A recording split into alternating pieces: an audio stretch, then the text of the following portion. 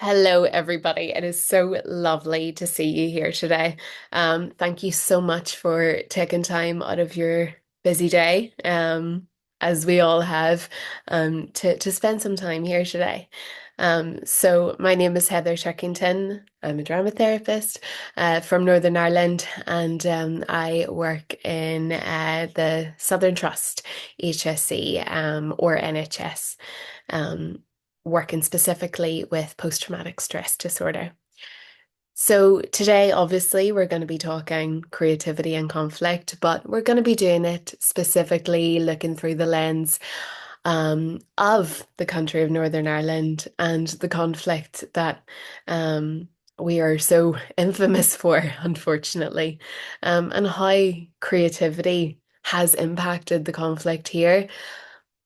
Also, a little bit of my personal experience, and how, I can see creativity has impacted our society as a whole, despite or through the conflict that we've experienced as well.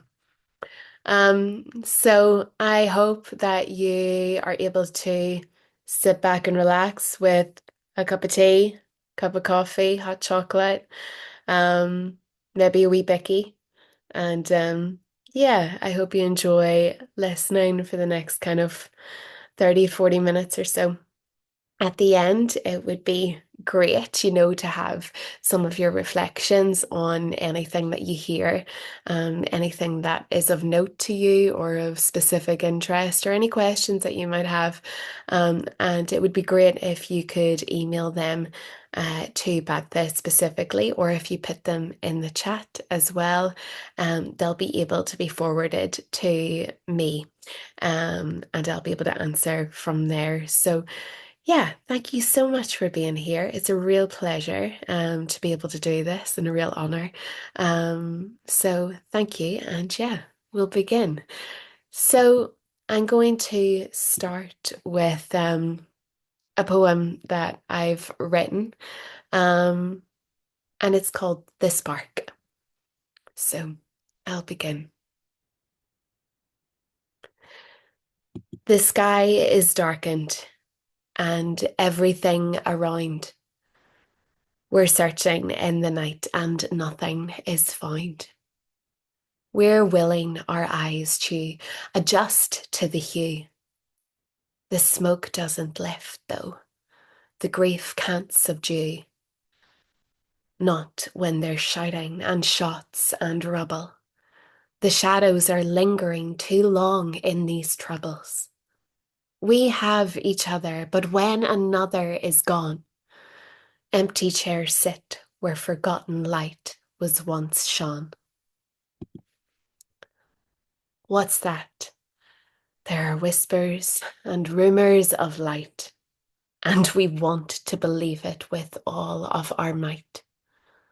Have we forgotten our identities past, of poets and scholars and artists who cast meaning on chaos and calm in the storm? Can a spark of light come from memories gone? Can we remember, connect, and create? Recall a time religion didn't own state. A spark of recollection appears as we stare. School children and families barely breathe and don't dare to speak of a possible new forming hope that doesn't conform to either Paisley or Pope, but one that gives off an array of beautiful sparks. And we all can see that hope lives there in part. It seems to get bigger as more songs are sung, as pictures are painted, and we use brushes, not guns. As poems are written and stories are shared, the light becomes larger the longer we stare, and more sparks appear as we, in stillness as one, begin to understand that the worst might be done. And as our eyes adjust to the light, taking a while to accept that we don't have to fight. But as we continue to sing, paint, and write, the light will get clearer, and so will our sight. Conflict has been, and still to this day, we're working on knowing that although it may always play a part in our funny wee place, we can create a new way to connect in this space.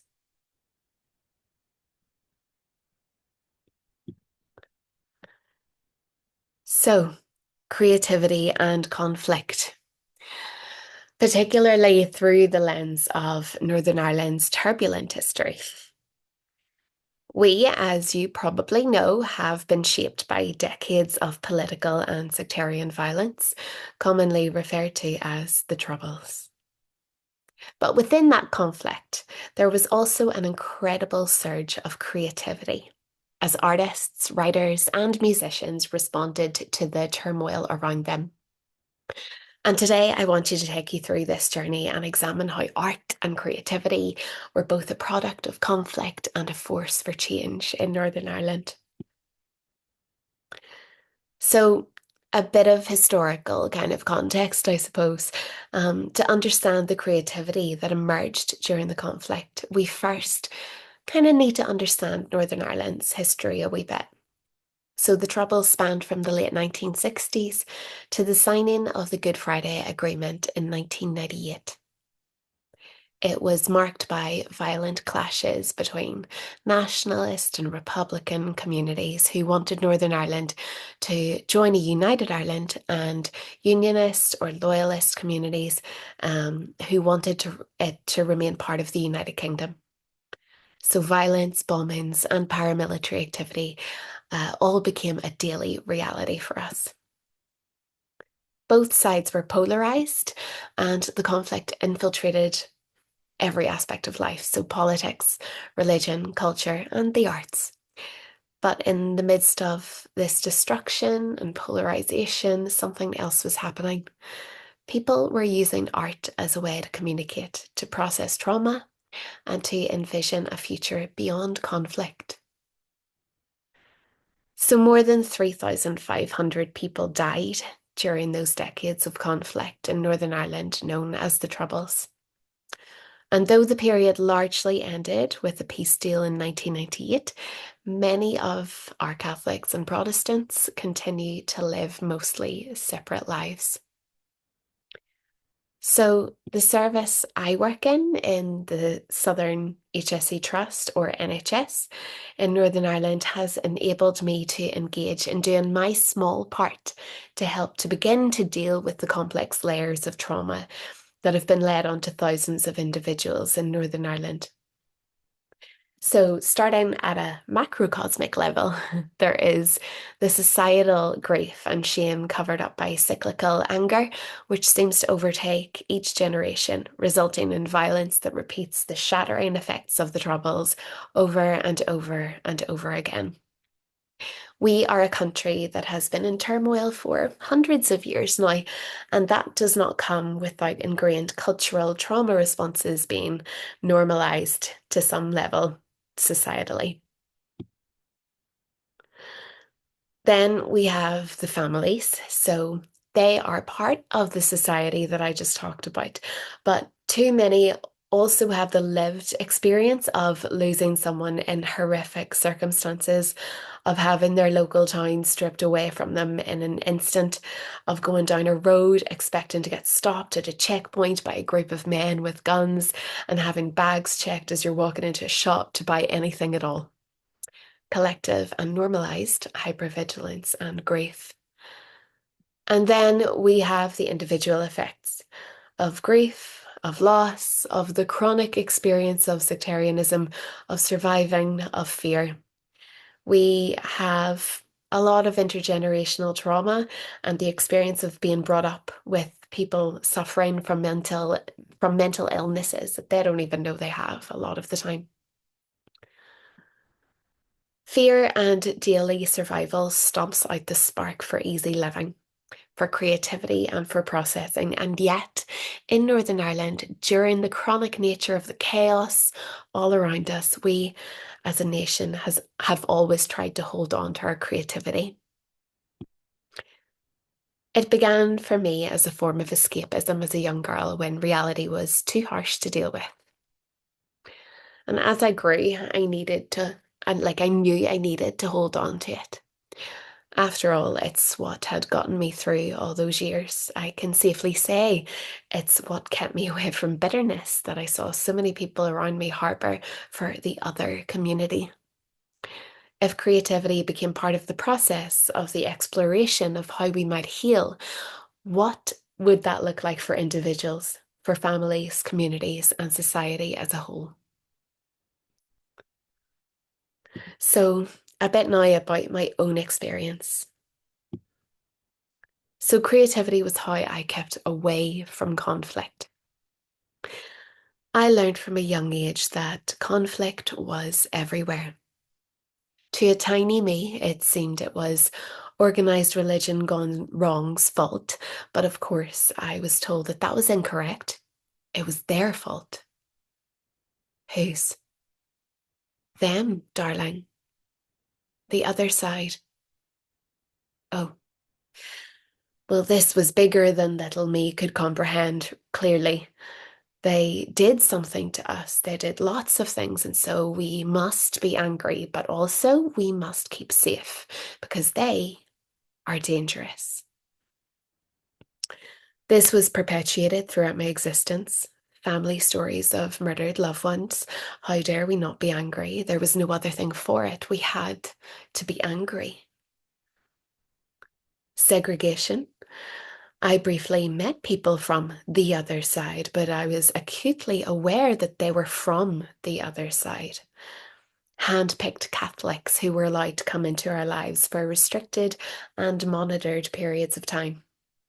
And school, we were separated physically and culturally and academically on levels that we could never have been aware of at that stage. This obviously didn't apply to our primary school outings because when your school partnered with a Catholic school, you got free school trips. Catholics were okay then. If you've seen the episode of Dairy Girls, you'll know exactly what I'm talking about. I wanted to be creative at that stage. There was something inside me still of the opinion that the other side maybe wasn't all that bad and that maybe I wasn't aware of the whole story here. I asked my teachers at school to get Irish dancing lessons, and I was met with horrified gasps and told never to ask that again, and promptly given the words of a Protestant song to learn by heart. Every week, you heard of another family moving to Scotland to get away. One of us moved to England as soon as she could because why would you want to stay in a country that murdered our other family member just for being who he was? Or one where another member of your family went to work and was held hostage for the guts of a day just for being who she was. Or one where you can remember the cold hard barrel of a gun up against your head as a baby as your house was raided. These stories are stories of people very close to me, but they are not uncommon. So many of us have stories like these, either about ourselves or loved ones. Our town disappeared overnight, exploded into little bits. Businesses and livelihoods gone, never to recover. I knew that this happened in towns near me, but this was different. It was my town. Be angry. We have to be angry. But I was tired. Where does anger go when all it does is give way to more hurt? My words didn't matter. They didn't make a difference. People I loved and knew of kept dying or moving away, and all I could do was be angry and stay quiet. The conflict that surrounded me from birth on a societal level was mirrored in every other aspect of my existence. I grew up feeling helpless in conflict, and it showed. My freeze response was in its element for quite a long time, and dissociation was a daily reality. I had my first panic attack when I was 5. I remember not having a clue what was happening, but I was in the bathroom brushing my hair and suddenly I couldn't breathe. I didn't feel real and time sped up, like I was holding down the times two button on a WhatsApp message. I stepped out of my body. One of us left the country. Another joined the fight and got hospitalized in the process, and I froze. Flight, fight, and freeze all in one short story. Our very own complete trauma response. I wasn't allowed to Irish dance, but I was allowed to sing, to read, to escape using every Enid Blyton book that there ever was to create and live in a fantasy world of my own where the good guys always won and children like me could make a difference. At that stage, creativity was my escape. To be in a world where midnight feasts could happen and the biggest worry that you would have would be to figure out how you were getting over to Curran Island, which you owned, by the way, from the beach. To deal with conflict was to use creativity to run from it. Otherwise, you just left your body entirely and would find yourself sitting beside it all day instead of being where you were meant to be, 5 inches to the left and actually in it. To not run from conflict meant you or people around you would get hurt. It was a very real possibility that they might die. Better run then. I kept this up through my whole childhood and most of my adult life to date. I wondered why I felt tired all the time, why I couldn't experience joy the way I thought I should. I wondered why it was so easy for me to get trampled into the ground and minimized into nothing in any given situation. Why was it so easy for me to lose my shit? And why was there no in between? So there was a pattern. I kept quiet. I let others do whatever they wanted and treat me however they wanted. This led to all sorts of interpersonal issues, but God forbid you should ever call it conflict. I would not engage in conflict. Conflict meant that people got hurt. Conflict meant that people died. So I let a lot of stuff happen, didn't call anyone out on anything, and kept engaging in religion because that meant that I was good. Every so often, a straw would break some poor camel's back somewhere, and I would absolutely and unequivocally lose it. But there was no meaning to these episodes, they were just chaotic overflow, and still, nothing made any difference. Creativity at this point was literally to escape. There was not an ounce of me that thought I would one day be using it to help people recover from the very same situations that I was using it to escape from. And that is what dramatherapy is to me. Long before my master's, long before I knew dramatherapy existed, that was when I was 28 and Googled the words drama and therapy separately because I was interested in them both and a whole subject came up. Long before that, I was using it to survive, to combat my trauma responses of freezing and dissociation. If I could do that as a child without being consciously aware of it, I was beginning to wonder how it might affect someone who used it intentionally to heal or to recover. So creativity started out as an escape for me. but it soon became enmeshed in how I lived and dealt with situations around me.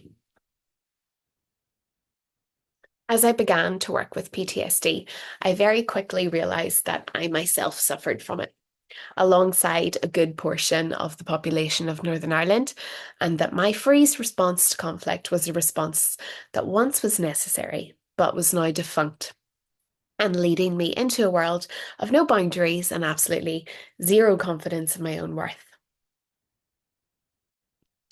As I began to recover myself, I very quickly realized that I was beginning to unconsciously deal with conflict differently. Instead of panicking and running from it, as my sense of self-worth grew, so did this newfound habit of trembling in uncomfortable situations and sitting with them. So what if someone's pissed off at you? They're not going to kill you, Heather. They're not going to kill you. They're not going to hurt you. Sounds dramatic, but my poor little nervous system needed reminding of this fact every day. I was using creativity and drama therapy now on a daily basis to explore people's relationships with the events in the Northern Irish conflict that led to PTSD. I was seeing similar patterns that I had experienced myself. They were also experiencing interpersonal problems, issues regarding emotions. How can you master these things when you've been in survival mode for decades? Creativity does not flourish alongside hypervigilance. So we pushed into the creative for them. I pushed into the creative for me. And wow, what a savior she is. Better than, in my experience, the religion I had known or anything associated with it, using creativity to build a healthy relationship with yourself and expose your adverse reactionary relationships with your own personal, interpersonal, and societal conflicts, and to create ones with more longevity, absolutely wins. Professionally, I had worked incredibly hard to achieve my role of psychological trauma therapist in the Trust in 2022. There are no drama therapy posts in Northern Ireland, and there are very few staff who know who we are or what we do. But I found myself in a strange position where I was specifically doing therapy with those who had post-traumatic stress disorder as a result of the troubles and complex post-traumatic stress disorder. And just as a side note, as I said, there's no drama therapy posts in Northern Ireland. I mean, commissioned ones in the NHS or HSE trusts at the moment. The experience has been humbling, it's been exhausting, it's been relatable, and it's been an absolute honour. Many of us in Northern Ireland grew up with parents in survival mode, which meant that for some children growing, play was limited. The people I work with have grown up to be almost susceptible to PTSD following a traumatic event, as the secure attachment and healthy development might not have been quite as it should have been, because even with parents who tried their loving best, trauma as a result of the conflict prevented them from allowing that freedom to emotionally grow. None of us get out of our childhood unscathed of schemas, no matter how loving our family is. And this is definitely true for Northern Ireland. Working in a multidisciplinary team of physios, OTs, counsellors, CBT therapists has been the most eye-opening and enriching experience. And I cannot stress the importance of co-working and of that interdisciplinary element. Trauma as a result of conflict is confusing. For a lot of people, there are no words to describe their experience of their symptoms, as they have become so ingrained and normalized on an individual level. And for a lot of people, also, there is shame for experiencing those symptoms as well. If I had a pound for every time I heard in the therapy room, I thought I was just a weak person, I'd have a very full piggy bank. This means that so many people have been living their lives for years with a sense of shame about who they are, hiding their struggles so that no one finds out that they're as weak as they think themselves to be, when in reality, a lot of other people around them are doing the same thing. To be able to create timeline spaces in a therapy room with materials, objects, and paintings representing the different parts, to be able to use this method to create a linked ongoing path into a future, which until that point they were unable to visualize. To see the light in that person's eyes ignite for what they say is the first time in many years with a sense of hope. And we all know that hope is a major driving force for healing. To have the privilege to walk that path with them and see how they walk into their future for the first time, even with an ounce of confidence. At each stop in the timeline, we can use different methods such as personal letters, stories, sensory breaks, whatever is a relevant creative aid in the processing of the hurt and emotions. As part of this, it is possible for the client to be able to see the bigger picture at this point. They are one person experiencing this hurt and this healing, but our service is open to both Protestants and Catholics. Even this systemic fact can help people feel less alone. Their problems are so common, there needs to be a dedicated service for it. This in itself can create a sense of we're all experiencing this. Both sides are full of individuals who are hurt, vulnerable, and angry. So, what is it all for? What is the point of continuously feeding the monster that bitterness is fueling when everyone is hurting from the same wound?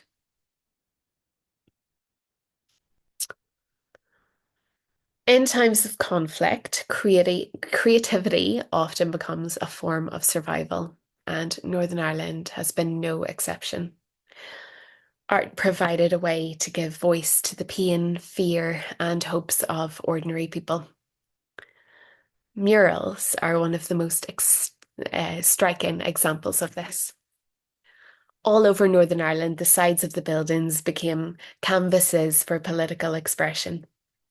Unionist and nationalist murals conveyed different messages. Some were memorials to fallen fighters, others depicted scenes of historical significance, like the Battle of the Boyne or the Easter Rising. And these murals weren't just street art, they were a form of identity making and a means of reclaiming public space. But visual art wasn't the only medium. Music also played a vital role, and songs in mainstream media like Sunday, Bloody Sunday by U2 brought global attention to events like Bloody Sunday in 1972 when British soldiers killed 14 unarmed civil rights protesters in Derry. The song captured the anguish and frustration felt by many in Northern Ireland and became an anthem for peace. In literature, writers like Seamus Heaney and Brian Friel explored the themes of conflict and reconciliation through poetry and plays. Heaney, in particular, grappled with the idea of neutrality in a land where no one could truly remain neutral. His poems often dealt with tension between wanting to stay out of the violence and also having the moral responsibility of witnessing it. Art often reflected the pain and divisions of the Troubles, and it also became a powerful tool for healing and reconciliation. In the years following the Good Friday Agreement, artists and creators began to imagine what a post-conflict Northern Ireland could look like. Community-based arts projects flourished. These projects aimed to bring together people from both nationalist and unionist communities, using creative workshops to foster understanding and dialogue. One example is the Playhouse Peace Building Academy in Derry, which uses theatre to address the traumas of the past and promote peace. Art galleries, theatres, and film festivals became spaces where the past could be revisited without violence. Films like Hunger, which is from 2008, and In the Name of the Father, which is from the 90s, took hard looks at the troubles, um, encouraging viewers to engage with uncomfortable truths. The films didn't shy away from the conflict, but rather confronted it head on, allowing people to start conversations about forgiveness, justice, and memory. In this way, art helped individuals and communities confront the legacy of the Troubles. Creativity offered a way to process trauma in ways that political discussions often couldn't. Where words and negotiations faltered, art filled the gaps, giving people a language for their pain and a vision for their future. Today, Northern Ireland's creative scene continues to thrive. No longer as solely a response to conflict, thankfully, but also as a celebration of identity and culture. Contemporary artists like Willie Doherty, whose video art has been exhibited worldwide, explores themes of memory and place that still resonate deeply with Northern Ireland's history. Writers like Anna Burns, she won the Booker Prize for her novel Milkman in 2018. They use their works to reflect on the psychological impacts of living in such a divided society. Northern Ireland's story has evolved, and its art reflects that. It now grapples with questions of identity, not just in terms of us versus them, but in a more nuanced way. How people in a post conflict society redefine themselves and their communities. So, in terms of the global impact of Northern Ireland's creative response to conflict, the influence of our artists has reached far beyond our borders. The creative responses to conflict in Northern Ireland have inspired artists and other regions facing similar struggles. Other places marked by division and conflict have looked to Northern Ireland as an example of how creativity can become a force for peace building. Organisations like Beyond Skin, a charity using music and the arts to promote intercultural dialogue, have connected Northern Irish artists with those from conflict zones across the world, fostering an exchange of ideas about art as a means of peace. Creativity is a path forward for us. And as we reflect on the relationship between creativity and conflict in Northern Ireland, we see that art has been much more than a form of escape. It has been a way to communicate across divides, to memorialise trauma, and to imagine a better future. The story of Northern Ireland shows us that creativity doesn't just survive in times of conflict, it does have the possibility of thriving. In some of the darkest moments, people, including me, found ways to express their fears, hopes, and dreams through the arts, and in doing so, they built bridges where walls once stood. As Northern Ireland continues its journey of reconciliation, creativity remains a vital tool for healing and understanding. And perhaps the greatest lesson we can take from this is that where conflict divides, creativity connects. That forms the why for what I do.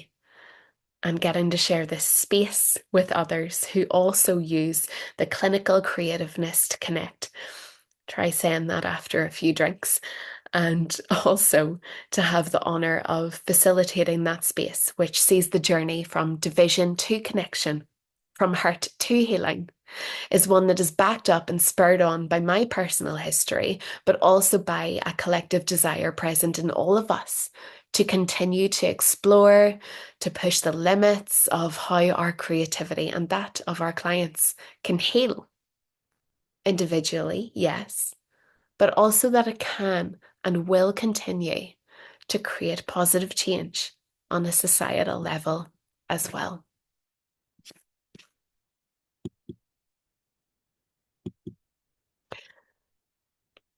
Thank you so much for being here with me today. I really hope you find that interesting, find something that sparked your interest, or learn something new, or maybe find a new train of thought. But it was so lovely to be able to share with you. And like I said at the start, if you have any thoughts or questions, put them in the chat. Or I send an email to BADth, and they will be able to get the question to me as well. So yes, I hope you all have a lovely rest of your day, um, and a lovely rest of your week. And yeah, I hope you've enjoyed the conference so far. So thank you. Have lovely evenings. See you later.